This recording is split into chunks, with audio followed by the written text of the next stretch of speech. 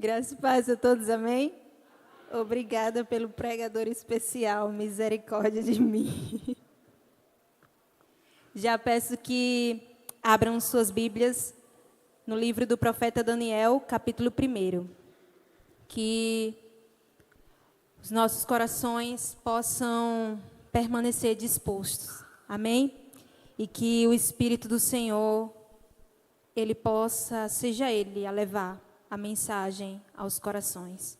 Mais do que palavras que possam ser ensinos diários para as nossas vidas. Daniel, capítulo 1.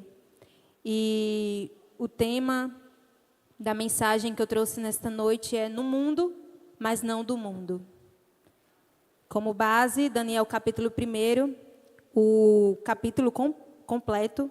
E por isso eu vou pedir que todos acompanhem atentamente comigo. Peço da atenção de todos para que a gente faça uma leitura cuidadosa. E assim o Senhor fale aos nossos corações. Nos diz assim o texto: no 3º ano do reinado de Joaquim, rei de Judá, Nabucodonosor, rei da Babilônia, veio a Jerusalém e a sitiou. E o Senhor entregou Joaquim, rei de Judá, nas suas mãos, e também alguns dos utensílios do templo de Deus. Ele levou os utensílios para o templo do seu Deus, na terra de Sinear, e os colocou na casa do tesouro do seu Deus. Depois, o rei ordenou a Aspenaz, o chefe dos oficiais da sua corte, que trouxesse alguns dos israelitas da família real e da nobreza, jovens sem defeito físico, de boa aparência, cultos, inteligentes, que dominassem os vários campos do conhecimento e fossem capacitados para servir no palácio do rei. Ele deveria ensinar-lhes a língua e a literatura dos babilônios. De sua própria mesa, o rei designou-lhes uma porção diária de comida e de vinho. Eles receberiam um treinamento durante 3 anos, e depois disso passariam a servir o rei. Entre esses estavam alguns que vieram de Judá: Daniel, Ananias, Misael e Azarias.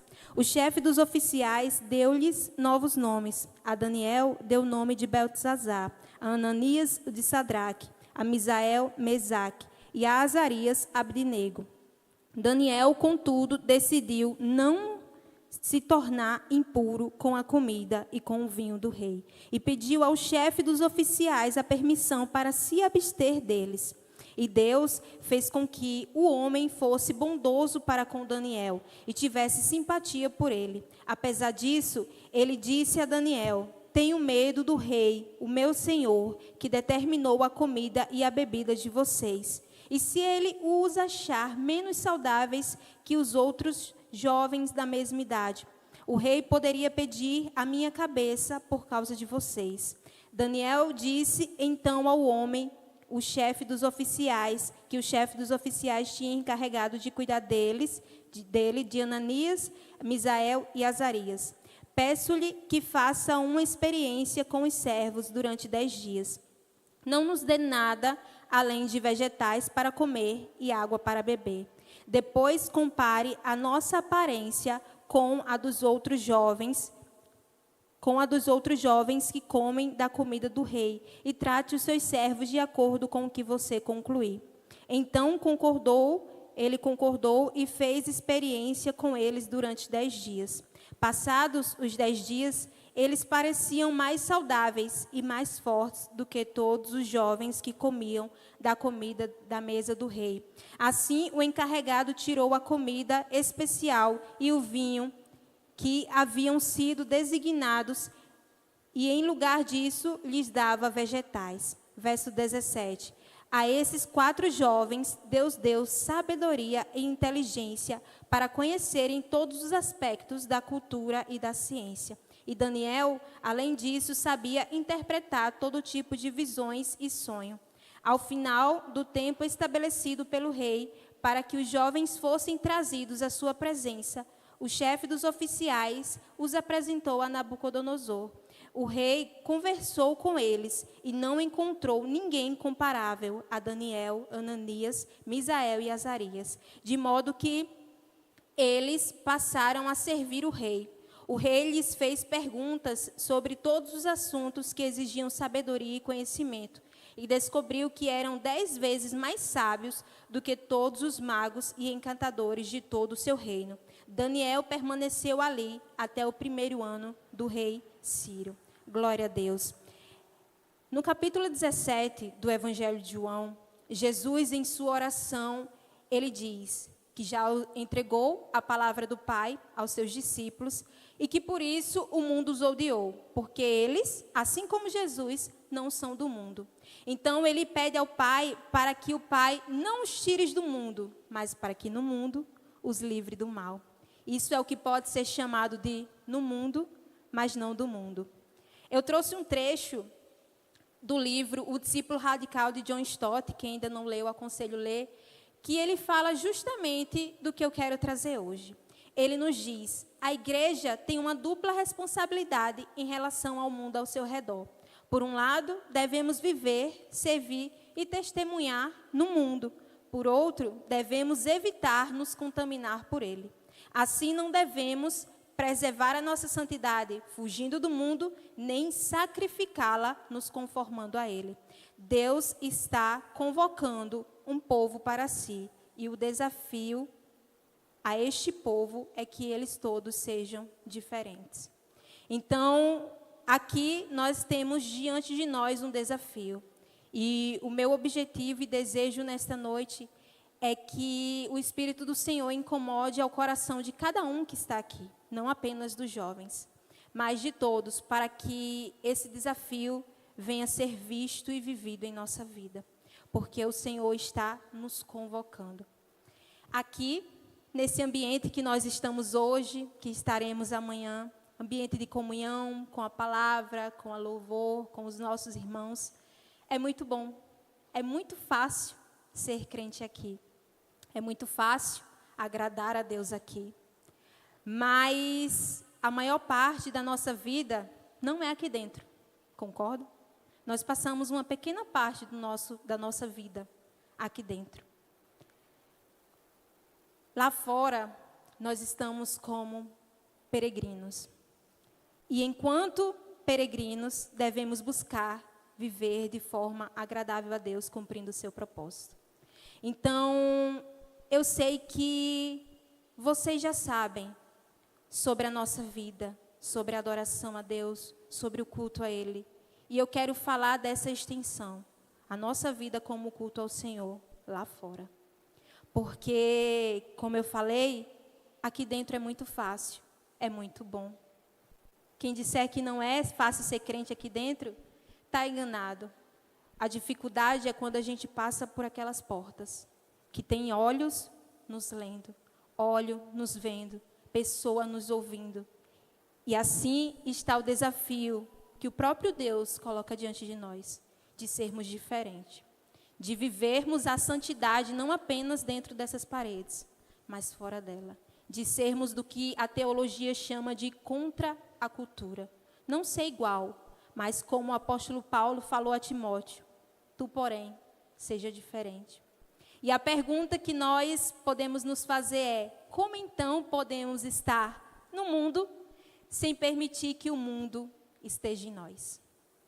Porque se nós, como a Bíblia nos ensina, desde o Antigo ao Novo Testamento, temos que estar no mundo, o próprio Jesus orou para que o Pai não nos tirasse do mundo.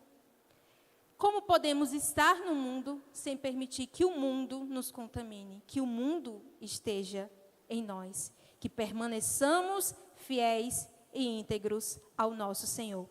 E aqui diante de nós, o texto ao qual nós acabamos de ler, está o nosso exemplo. Assim como Daniel, outro jovem também muito conhecido, José, eles passaram boa parte da sua vida não dentro do seu povo, não ali onde era fácil estar, onde tinha um templo para adoração, onde estava o povo de Deus reunido, onde os governos de Deus eram levantados, mas eles foram levados para uma terra pagã. E ali eles tiveram que servir, sobretudo servir ao Senhor. E eles serviram com a sua vida e foram um grande exemplo para nós de viver no mundo sem ser do mundo. Então, mesmo vivendo em um contexto de muita impiedade e incredulidade, o jovem Daniel e os seus 3 amigos se mostraram íntegros. Essa palavra íntegro significa inteiro, completo. Eles se mostraram inteiros de Deus.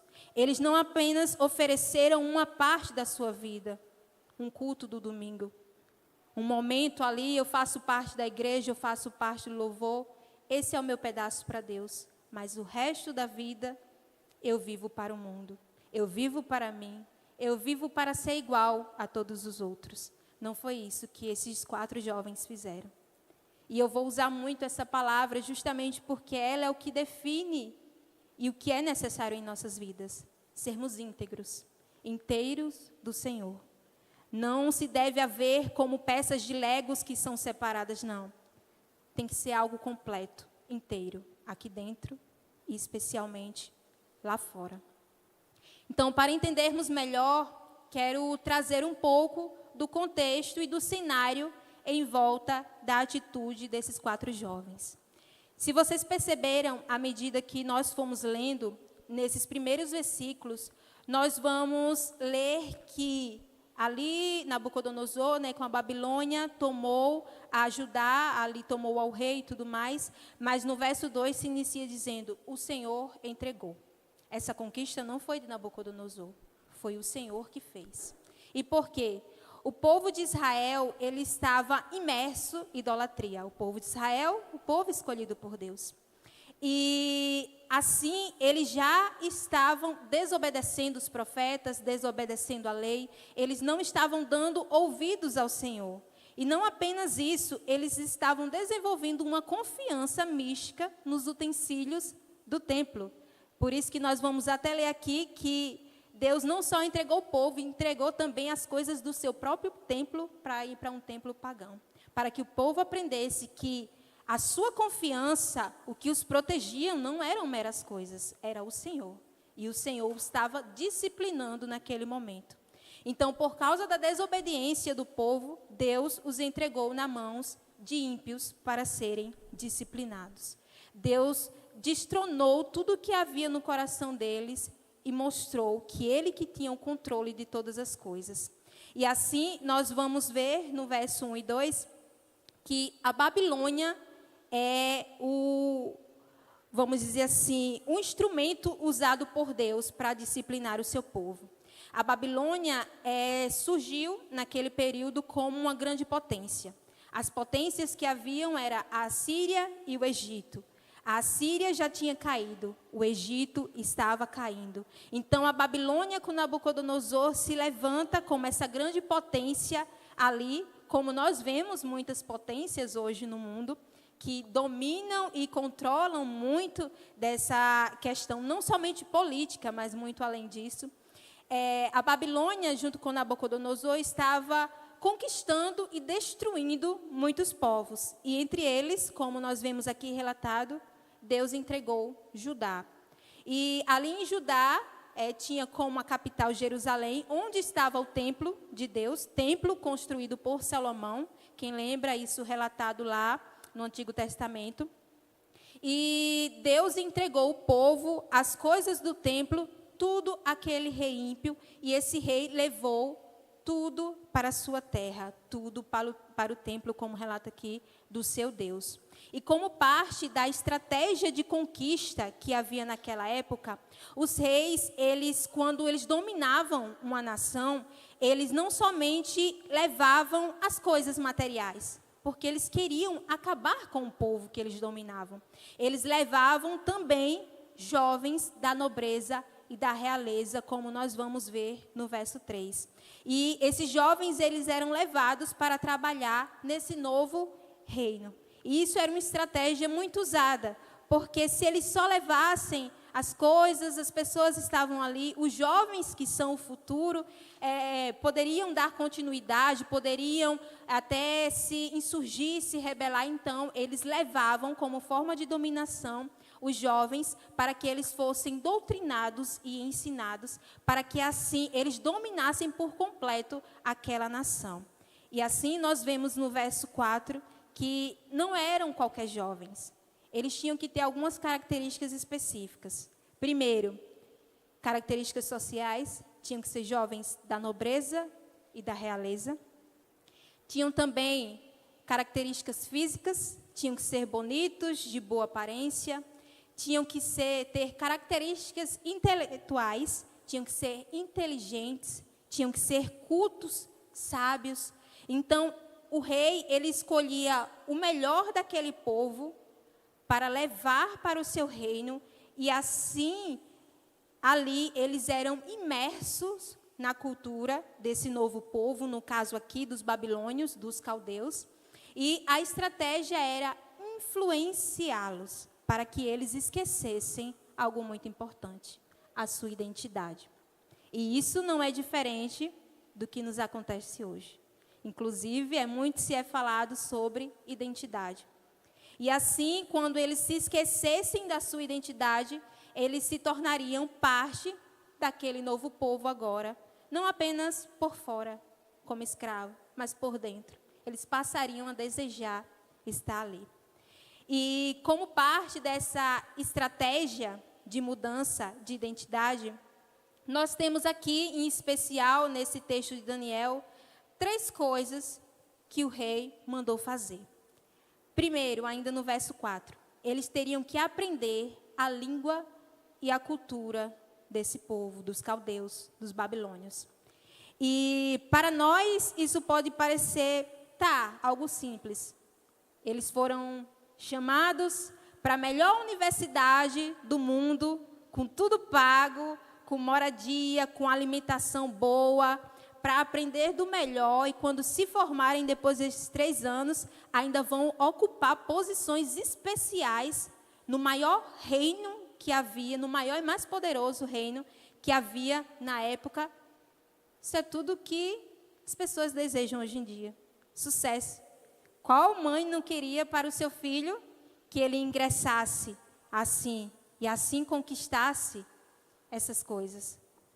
Qual jovem não queria isso para a sua vida, para o seu futuro? Só que esse texto, ele nos ensina além do que nós devemos ver, do que nós estamos acostumados a ver aos olhos do mundo. Ele nos ensina que esses jovens, eles teriam que não apenas deixar sua pátria, eles teriam que deixar sua fé, o seu Deus e a sua identidade. E para nós pode não parecer nada demais, aprender uma nova língua, aprender o inglês, o francês, o italiano, que diferença faz? Só que naquela época não havia separação das coisas com a religião. Até dos reis, tudo era ligado com a religião. A ciência era ligada com a religião. Então, aquele povo a qual Daniel e seus amigos estavam ali agora no meio para serem doutrinados, era um povo pagão. Ou seja, eles não aprenderiam apenas química, eles aprenderiam magia. Eles não aprenderiam apenas história, eles conheceriam e passariam a adorar os falsos deuses daquele povo. Eles não apenas estariam conhecendo as coisas como nós falamos hoje em dia, está aprendendo, está sendo ensinado. Não, eles participariam da adoração àqueles deuses. E a língua também seria da mesma forma. É uma parte deles esquecerem quem eles são. Eles não teriam mais como se comunicar como eles se comunicavam. Teriam que se comunicar com essa nova língua agora. Adquirir esse novo conhecimento, independente do que fosse. Independente de onde veio esse conhecimento. Independente se estava atrelado à religião ou não. E assim, no verso 7, nós vemos que não apenas o conhecimento era ali dado como um instrumento de mudança de identidade, mas eles também receberiam novos nomes. E como eu disse, para nós, algumas coisas aqui podem não fazer tanta diferença. Alguns podem até pensar, nossa, que legal, seria bom eu mudar meu nome. Meu pai não pensou muito bem em botar esse nome. Ou outros, não, é até legal meu nome. Por exemplo, meu adolescente de 1 ano de idade, ele se chama Mateus, derivado de Mateus. E nós escolhemos muito por causa do seu significado, principalmente para nós. significa presente de Deus. Foi o que Deus fez para nós, nos presenteou com ele. Então, nesse contexto aqui, seria a mesma coisa que alguém pegasse o nome do meu filho, que significa presente de Deus, e mudasse para o nome de alguma divindade pagã. Imagina passassem a chamar meu filho de Iemanjá, ou de algum Oxu. Certamente, isso não seria agradável. E principalmente para aquele povo, porque o nome era a história de vida deles. Não era por, olha, tem cara de Gabriel. Não era isso. Quando eles nasciam, a história de vida dos seus pais recebia um nome. Aquela criança se chamaria isso por causa disso. Nós vemos muito isso ali quando Deus dá os nomes dos filhos de Oséia, disciplinando o seu povo através da história daquelas crianças. Então, isso era algo muito importante para ele. Assim como a cultura, os nomes que eles carregavam, era a sua história de vida. E as histórias de vida desses 4 jovens era direcionada a Deus. Eram nomes, por exemplo, como Daniel, que significa basicamente Deus é meu juiz ou Deus é juiz. São nomes voltados para a adoração do Deus verdadeiro. E ali os nomes deles seriam mudados para nome de deuses pagãos. Como, por exemplo, ele se tornou Beltesazar. Bel era a divindade principal daquele povo. Então, eles não mais passariam a ter nome do seu Deus, mas os nomes de deuses pagãos. Assim, eles retirariam mais essa parcela da sua identidade. E, por último, no verso 5, e especialmente no verso 8, nós vemos que um costume especial deles era mudado, a sua alimentação. E, embora difícil para Daniel e seus amigos aceitarem essas coisas, aceitarem aprender dessa cultura pagã, aceitarem a mudança do seu nome, eles não aceitaram essa última coisa, a mudança da sua alimentação. E isso para nós, aos nossos olhos hoje, aqui no nosso continente, na nossa época, isso pode parecer uma loucura. Seria a mesma coisa que se alguém chegasse para você e dissesse, eu tenho 3 exigências. Eu vou mudar o seu nome. Muita gente ia protestar. Não, querem mudar minha identidade. Eu vou protestar, vou reivindicar. Você vai ter que aprender a nossa cultura pagã. E você vai ter que comer o nosso churrasco com Coca-Cola. Qual seria mais fácil de aceitar? O churrasco com a Coca-Cola, não é verdade? Mas a Coca-Cola foi proposital, viu, Gabriel? Mas esses jovens tinham uma grande diferença no contexto dele. Eles aceitaram a mudança de nome, até porque eles não tinham muito o que fazer, eles estavam lá como escravos. Eles aceitaram aprender da cultura. Era uma oportunidade que Deus estava dando. E eles estavam sabendo como usar, e eles não tinham para onde fugir. Mas eles não aceitaram o churrasco com a Coca-Cola. Porque a dieta que para eles seriam oferecido era algo que era uma desobediência direta à lei de Deus, à palavra do seu Deus. Porque lá em Levíticos, Deus, quando deu a lei a Moisés, ele determinou que o seu povo, o povo judeu, não poderiam comer algumas coisas. E essas coisas não faziam diferença na mesa desses reis pagãos. Tinha na mesa deles. Então, eles teriam que desobedecer a ordem que Deus deu. E, além disso, como eu falei, todo o ambiente era atrelado à religião. Todo o governo era atrelado à religião. As refeições que eles iriam comer, primeiramente, eram carnes sacrificadas a ídolos.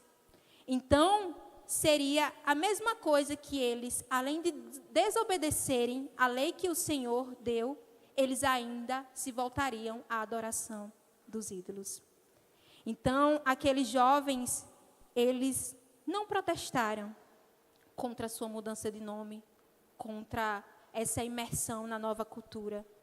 Mas quando eles foram levados a desobedecerem diretamente a palavra do Senhor, a ordem que o Senhor deu, a deixarem sua adoração ao Deus verdadeiro e se voltarem a ídolos, esses jovens decidiram não se contaminarem. Verso 8.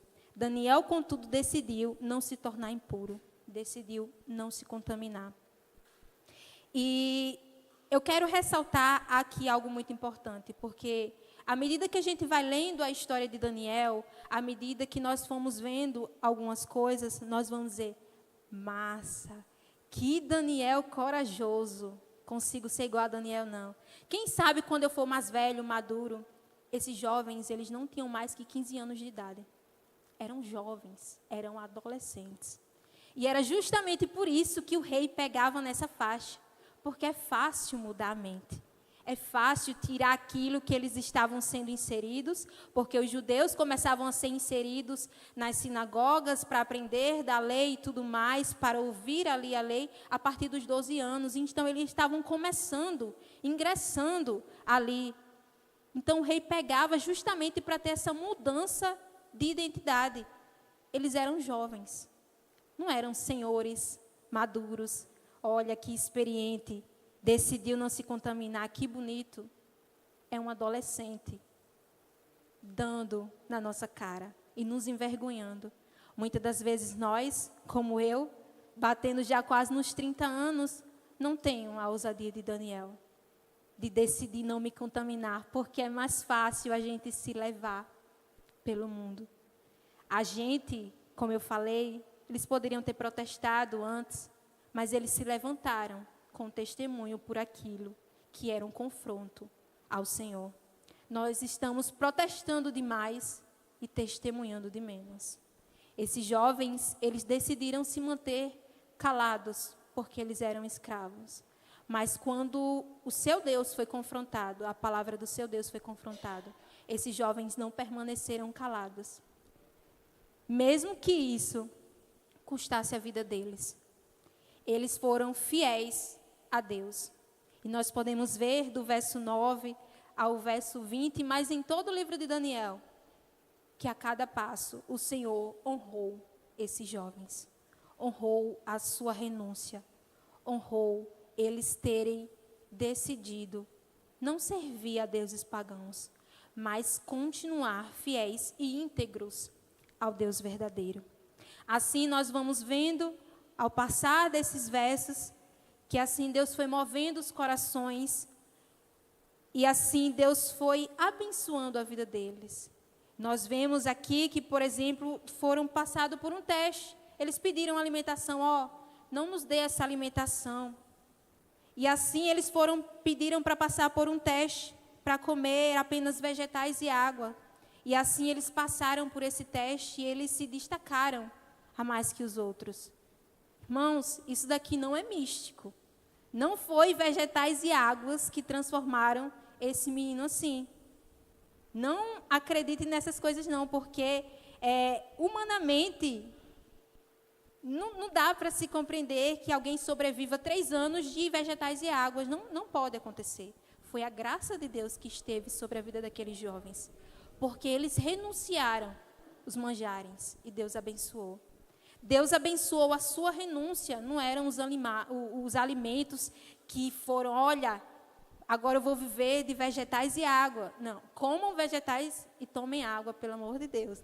Não estou dizendo para ninguém, chegar em casa, mãe, não vou comer mais vegetal, pelo amor de Deus, meu marido que não ouça isso. Mas tomem água e comam vegetais, mas não é isso que faz o milagre, não. Foi Deus que derramou graça e abençoou a vida daqueles jovens. E assim Deus é conosco. Deus, Ele nos tem dado graça para nós mantermos a nossa identidade, sermos fiéis a Ele, independente do que nos aconteça. O Deus de Daniel está conosco. Nós também podemos passar 3 anos ou mais, se assim o Senhor quiser, com vegetais e água, porque é a graça do Senhor que sustenta. E nós vamos ver, à medida que esse texto vai decorrendo, que esses jovens, eles se destacaram. Chegou, olha, que pele bonita. Olha como eles estão bem. A graça do Senhor sobre eles. E assim, esses jovens, quando passou esses 3 anos, chegaram diante do rei. E Nabucodonosor avaliou-os, conversou e percebeu que eles eram 10 vezes mais sábios. Verso 20, que os sábios que ele tinha. Olha a graça do Senhor. E aqui chega no verso 21, o último verso, nós vamos ver que Daniel e seus amigos permaneceram íntegros durante toda a sua vida. E você pode pensar, mas é fácil. Eles receberam uma posição de privilégio no governo. Quem não ia obedecer? Assim é fácil demais se manter íntegro. Eles estavam ali, bem, não estavam presos, não estavam apanhando, estavam com posição de poder. Se você ler, e eu peço que você leia o capítulo 3, você vai ver que os jovens, Ananias, Misael e Azarias, eles não se prostraram perante o rei, embora eles servissem ao rei. Embora eles fossem governantes do rei. Quando o rei mandou todo mundo se prostrar e o adorar, eles não se prostraram. Sabe o que aconteceu? Aqueles sábios lá que não gostaram de ser diminuídos, tem gente ali que não se dobrou não, viu? Esse povo já dá problema. Eles foram lançados numa fornalha. Não foi fácil para eles, não. Mas a graça do Senhor estava sobre a vida daqueles jovens. E foi visto um quarto homem passeando lá dentro. Suas amarras foram soltas e eles não estavam sendo queimados. Para vocês perceberem, os homens que lançaram aqueles jovens ali por cima naquela fornalha, eles morreram por causa do fogo, que era tão grande que o rei mandou aumentar por causa da sua ira contra aqueles jovens que não se dobraram.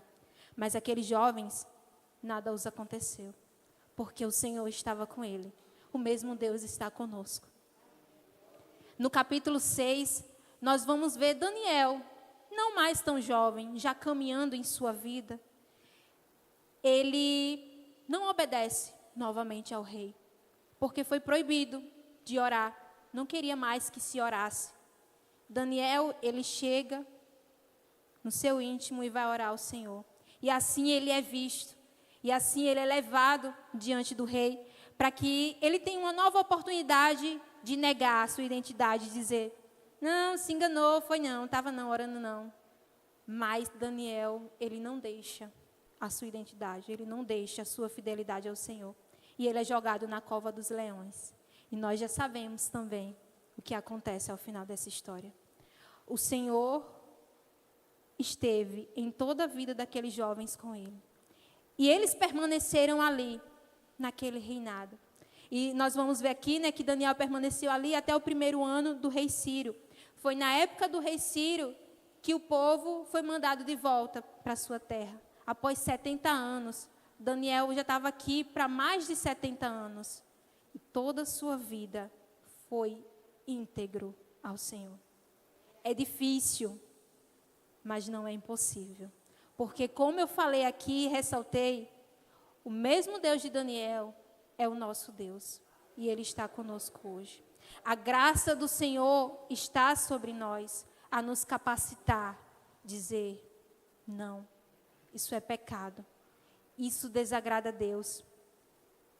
E não sei se você entendeu até aqui o que Deus está nos falando. Você pode se perguntar, como eu posso aplicar isso na minha vida hoje? Não estou sendo levado para nenhum reino, não vou ser lançado em nenhuma cova. Isso tudo aqui é muito diferente do nosso contexto hoje. Daniel e seus amigos demonstrarão a sua fé, não apenas em suas atividades particulares, não apenas na igreja, não apenas no culto, não apenas ali reunido com os meus amigos de discipulado, com a minha família. Esses 4 jovens, eles demonstraram sua fé em atividades públicas. Eles se tornaram governantes daquele reino. Eles se tornaram pessoas poderosas naquele reino. E ainda assim, eles não se dobraram perante aquele rei. E ainda assim, eles testemunharam da sua fé. Eles eram oficiais do rei. Eles poderiam ter obedecido. O rei mandou comer essa comida. Eu vou comer. O que importa é que Deus sabe que no meu coração eu tenho fé. Quantas das vezes nós não ouvimos apenas, mas também falamos essas coisas.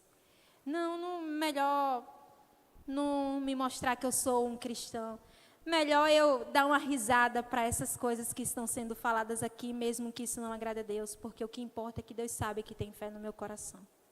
Não foi isso que esses jovens fizeram. Eles demonstraram e viveram sua fé em seus ofícios. Mesmo servindo a um rei pagão, eles mostraram que, antes de tudo, como Daniel fala para aquele rei, eu sou boca do meu Senhor. Eu estou falando as palavras do meu Senhor.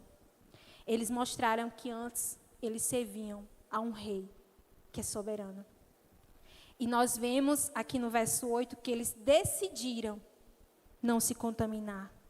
E eles apenas não decidiram, mas eles tomaram uma atitude naquilo que eles podiam fazer como escravos ali. Eles pediram aos oficiais, não nos dá essa comida não, faz um teste, vamos ver no que é que dá. E o Senhor, como eu disse, os abençoou. Mas que fiquemos com isso, que eles não apenas, queria tanto honrar o Senhor, mas não sai do canto e não tomam atitude. Esses jovens não fizeram isso. Isso que eles fizeram poderia custar a vida deles. E se o Senhor não abençoasse essa alimentação? Eles não sabiam que seriam livrados daquela fornalha. Daniel não sabia que seria livrado da cova dos leões. Porque muitas das vezes, ao olharmos para essas histórias, nós podemos pensar, que legal, Deus livra. Às vezes não. Às vezes Deus não nos livra do sofrimento, mas Ele está conosco em meio ao sofrimento. Deus não nos chamou para sermos transformadores do mundo. Vamos mudar o mundo, que legal. Quem transforma é Ele. Deus nos chamou para demonstrarmos o nosso testemunho fiel a Ele. E às vezes, nós vamos ser lançados numa cova. E possa ser que ali, Deus, para a sua glória, queira que aquele seja o nosso fim. E aí, ainda assim a gente vai querer glorificar o nome do Senhor e testemunhar o nome dEle. Se eu abrir minha boca, talvez eu seja demitido. E aí, ainda assim você vai abrir sua boca e ser íntegro diante do Senhor? Não se dobrar a roubos ou a extorquir pessoas, porque seu patrão mandou? Você vai decidir e se impor contra essas coisas e permanecer adorando o nome do Senhor com seu testemunho? Eu falei no início, é fácil ser crente aqui dentro. É fácil vir domingo após domingo, cantar louvores. O pastor me viu ali, cumpri minha tabela, ouvi a palavra, abracei meus irmãos. É fácil. A partir do momento que nós saímos por essa porta, tem um mundo que faz assim, para que a gente se encaixe na forma dele. Sabe o que nós temos feito? Muito protesto e pouco testemunho. Nós não temos, como Daniel, nos levantado íntegros ao Senhor, mas nós temos cedido por medo de uma fornalha que queima amarras, mas não queima os servos do Senhor. De um leão que não come, porque o Senhor está lá, porque o Senhor os domou. Como você é na sua escola? Como você é na sua faculdade? Como é no seu trabalho? Você também permanece com a sua identidade? Você também permanece íntegro ao Senhor fora daqui da igreja? Você pode me dizer, no intervalo eu leio a Bíblia. Como meu marido costuma me dizer, parabéns, não faz mais que sua obrigação. Mas não é disso que eu estou falando. Quando nós falamos em adoração, em ser fiel ao Senhor, nós voltamos sempre para atividades de crentes, se eu posso assim dizer. Não estou mandando ninguém parar de ler a Bíblia no trabalho ou na escola, pelo amor de Deus, ou de orar. Mas eu estou falando que quando a gente fala, adore ao Senhor, aí você fala, eu vou orar pelo meu patrão. Não é disso que Daniel está nos ensinando. E se o seu patrão mandar você roubar, você vai roubar? Porque ele é seu patrão? Porque trabalho não tem nada a ver com igreja. Tem a ver, porque o Deus daqui é o Deus lá de fora. É o Deus que está sobre nós com os seus olhos lá fora. Nós vivemos num lugar que é muito cultural. Qual o problema de eu me encaixar nessa cultura? É apenas cultura. É a cultura do céu. É a cultura de Deus. Se não é, há problemas diante de Deus. E eu quero deixar aqui uma reflexão. Santificação da vida comum, da nossa vida diária, acontece quando as atividades comuns são pensadas à luz da santidade de Deus. O nosso trabalho, eu cozinho para a glória de Deus. Deus está me santificando através da comida que eu faço. Deus está me santificando, Deus está me moldando através da forma que eu vou gerindo a minha empresa. Deus está sendo adorado por meio do meu serviço a patrões, embora sejam ímpios. Como está a nossa santidade perante o Senhor? Por exemplo, se eu falar aqui, aborto, todo mundo vai dizer, é pecado, é pecado, é pecado. Isso todo mundo sabe. Isso é explícito. Mas e se eu falar que tem muitos homens e mulheres que não querem casar ainda ou ter filhos ainda porque não conquistaram tudo o que querem? Isso é um pensamento mundano deste século. Mas para nós não é tão explícito, mesmo assim nós nos encaixamos nessa forma. E sabe por que isso é mundano? Porque a confiança não está em Deus. A glória não está em Deus, mas está nessa terra. Nos bens que essa terra pode dar. No nosso tempo de ter a provisão para ter um filho. Porque nós achamos que o que vem, vem das nossas mãos. Ou aquela pessoa que diz que faz o que faz no trabalho porque quer dar o melhor para a sua família. E esse melhor normalmente é coisas materiais. Casa, viagem, coisas materiais. E isso é um pensamento mundano. Porque imagina aquela pessoa que nada tem para oferecer para a sua família, achando que não está dando o melhor. Irmãos, o melhor que nós temos não tem preço algum. É Cristo. E isso muitas das vezes nós não estamos dando à nossa família. Porque nós estamos correndo junto com o mundo atrás das coisas que o mundo corre. É isso que eu quero que vocês possam enxergar comigo, tirar o nosso olhar dessas coisas que são explícitas. O aborto, essas coisas. Sim, isso nós sabemos e nós vamos nos posicionar como igreja contra isso, porque o Senhor é contra isso. Mas e nas coisas do nosso dia a dia? E naquilo que nós fazemos e separamos como se dividíssemos a nossa vida para o Senhor na igreja e fora da igreja, outra coisa. Nós estamos nos moldando ao que o mundo quer. Nós estamos sendo desfeitos em nossa identidade. Identidade dada pelo Senhor.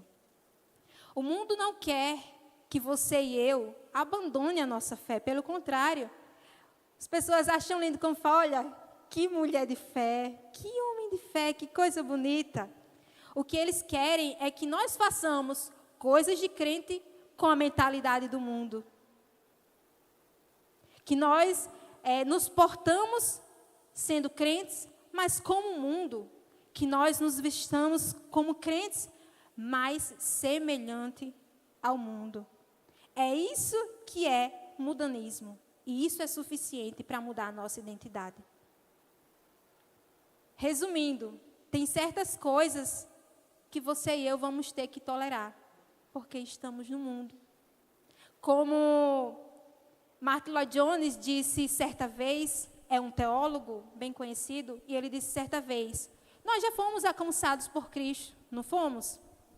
O céu é maravilhoso, é perfeito, não haverá pecado. E por que Deus nos deixou aqui ainda? Porque Ele ainda nos quer aqui. E Ele nos quer aqui como santos no mundo, não como o mundo.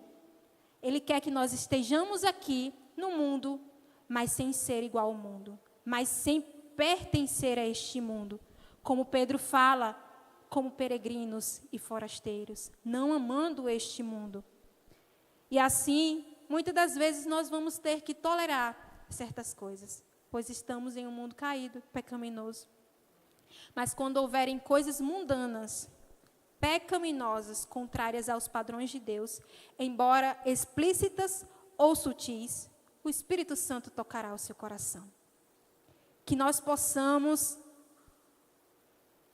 nos posicionar que nós possamos decidir não ser influenciados e nos mantermos íntegros e fiéis ao Senhor. E nós podemos fazer isso? Podemos, porque como eu falei, a graça de Cristo está sobre nós. Cristo foi, mas Ele não nos deixou solto. Ele nos deu sua graça para nós dizermos, isso é pecado. Nossa, que radical! Todo mundo faz. Aquela velha história que desde agora eu já falo para o meu filho. Você não é todo mundo. Tu, porém, seja diferente. Deus não te chamou para andar como os outros. Deus nos chamou para sermos santos como Ele é. Para sermos perfeitos como Ele é. Embora no mundo. Embora diante de coisas pagãs e de governos ímpios. Deus nos chama a nos mantermos íntegros e fiéis ao Senhor. E isso pode parecer muito radical, mas para quem não sabe, servir a Cristo é loucura. Porque esse Cristo, Ele morreu na cruz por nossos pecados. Ele derramou cada gota de sangue para pagar uma conta que eu e você não poderia pecar. Se você não ama Ele loucamente a ponto de não andar como a sua amiga do trabalho anda, você que está envergonhando o Evangelho, não é o Evangelho que está envergonhando você. Deus nos chamou e nos tem capacitado para sermos diferentes. Eu sei que nessa noite, enquanto eu falava, alguns estavam inquietos, pensando que hora ela vai acabar. Como disse o pastor Sérgio, já estou acabando. Mas preocupados com o celular. Olha, que legal, tá certo, falou isso, saí por essa porta. Nem lembra mais o verso que foi lido. Nem lembra mais as palavras que foram faladas. Talvez nem lembre mais dos louvores que foram cantados. Ao sair por essa porta, alguns dos que estão aqui continuarão andando na mesma mão que o mundo está andando, no mesmo rumo que está andando. Mas eu sei que tem pessoas aqui a qual foi orado, o Espírito Santo levou a mensagem ao coração. E talvez ele esteja dizendo para você, é isso que você tem que mudar. Olha, Clara, é isso que você tem que mudar. Gabriel, é isso. É isso. O Espírito Santo, ele aponta na nossa vida. A gente não fica como, ai meu Deus, eu não sei o que é pecado, eu não sei o que é que eu estou fazendo. O Espírito Santo mostra. É isso. Relacionamentos têm limites. E muitas das vezes nós queremos chegar nesse limite e achar que nós podemos. Nós não podemos, e eu sei disso. O nosso trabalho para o Senhor facilmente pode ser deixado de lado quando, olha, vamos ser reconhecidos pelo patrão se fizer isso. Ninguém na igreja vai saber, o pastor não vai saber qual o problema. Deus está vendo. E é isso que eu sei que o Espírito Santo está falando aos corações. Eu sei que a partir do momento que nós saímos por essas portas, alguns dos que estão aqui, que não apenas ouviram a palavra, mas que o Espírito Santo abriu seus corações, ele vai dizer, é assim que você tem que viver. Como Daniel, diga, não vou me contaminar. Eu tenho uma identidade, eu vou andar na contramão do mundo e vai ser difícil. Não estou dizendo que vai ser fácil, não.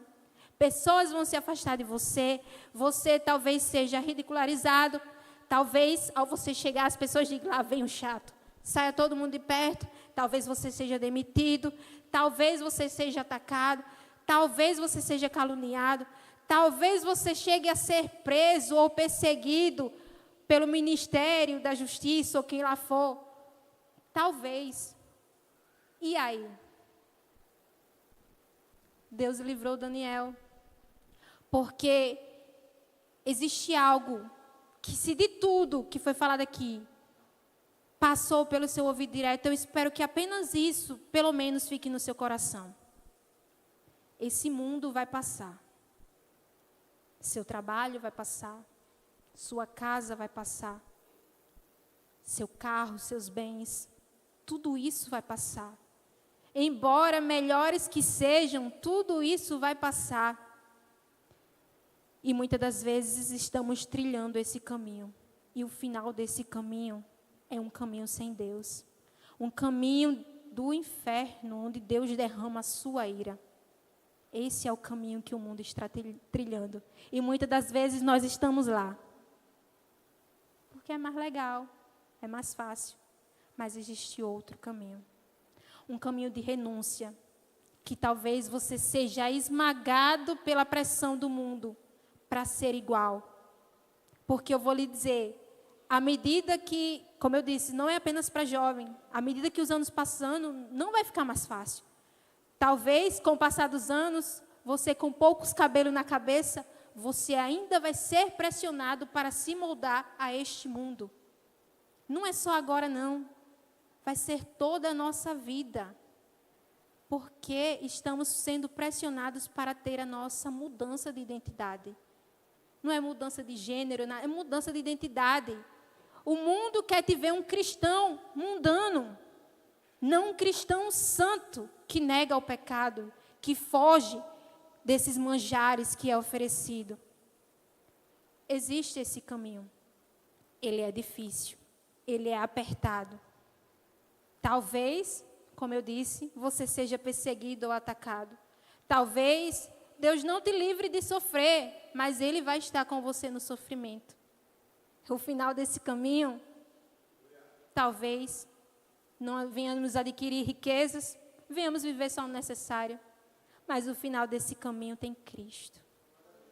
E Ele é tudo que nós precisamos. Tem a sua presença, tem o céu eternamente com Ele. Tem sermos perfeitos plenamente como Ele é, não mais nos contaminarmos com pecado algum. Tem a glória de Deus e isso jamais passará. Aos nossos olhos isso pode parecer eterno, mas isso, como C.S. Lewis fala, é inútil. É inútil. Que tudo aquilo que não é eterno seja para nós eternamente inútil. Isso daqui acaba. E como eu falei lá atrás, Deus nos desafia. Aos que o Espírito falou ao coração, que você, ao sair daqui, tome uma atitude como Daniel. Porque senão, essas palavras serão apenas palavras. História de Daniel, legal, jovem exemplar. Nós estamos sendo chamados a viver como Daniel, em uma terra pagã. Mas o Deus de Daniel é o Deus de hoje. Então, seja radical. Viva para a glória de Deus. Não apenas aqui dentro, mas lá fora. A santidade é difícil, mas o Espírito Santo do Senhor está trabalhando em nós. E eu sei que Ele vai inquietar e apontar a cada um o caminho ao qual percorrer. Então, que sejamos santos e íntegros diante do Senhor nosso Deus. E, para concluir, eu quero deixar um verso do apóstolo Paulo aos Romanos, capítulo 12, verso 2, para as nossas vidas, que é justamente isso, que Deus quer de nós. Essa loucura, viver contra a cultura, no mundo, mas não do mundo. Deus nos chama para esse tipo de radicalismo. Romanos 12, verso 2, que nos diz: não se amoldem ao padrão deste mundo, mas transformem-se pela renovação da sua mente, para que sejam capazes de experimentar e comprovar a boa, agradável e perfeita vontade de Deus. Não entre na forma desse mundo. Alguns podem até pensar: olha lá, jovem, está ouvindo? Eita, Deus fala. Deus está falando com você. Deus está falando comigo. Eu hesitei em trazer essa mensagem, porque é difícil. Lá fora é difícil.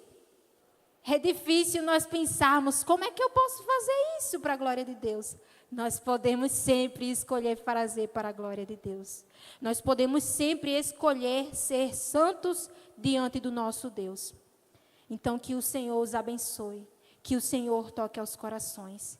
E aqueles que endureceram seus corações e tamparam seus ouvidos, que Deus tenha misericórdia de vocês. Que vocês possam ter seus ouvidos desobstruídos e que Deus possa bradar ao seu coração. É através de você que eu vou mostrar a este povo o Senhor. Eu sou o Senhor.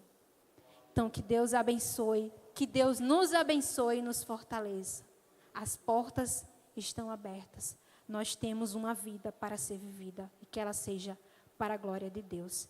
E eu agradeço a Deus por essa oportunidade e que Deus esteja a cada dia a abençoar a vida de cada um de vocês e a esta igreja.